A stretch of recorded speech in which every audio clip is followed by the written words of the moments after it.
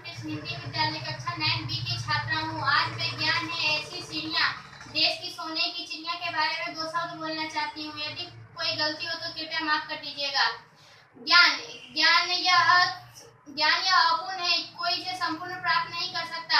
जितना हम इसे प्राप्त करने की कोशिश करते हैं उतना ही यह प्राप्त होता है। यह कभी कोई संपूर्ण ज्ञान प्राप्त नहीं कर सकता।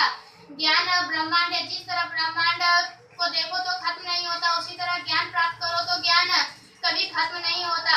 ज्ञान है ऐसी सीढ़ियाँ देश की सोने की चिड़िया, अर्थात यदि हमें किसी भी देश का विकास करना है तो वहाँ गए ज्ञान अर्थात साक्षरता का प्रमाण देखना बहुत जरूरी है। जितना ज्ञान का प्रमाण अधिक होगा उतना ही उस देश का विकास अच्छे से हो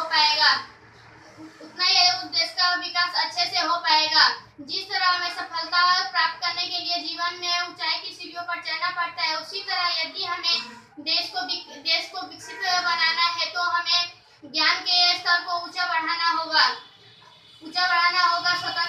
स्वतंत्रता के बाद हमारे जो महापुरुष हैं उन्होंने कुछ क्षेत्रों में योगदान पाया, उनके बारे में संक्षिप्त बताना चाहती हूँ। जैसे इंजीनियरिंग में हमारे पूर्व राष्ट्रपति डॉक्टर एपीजे अब्दुल कलाम,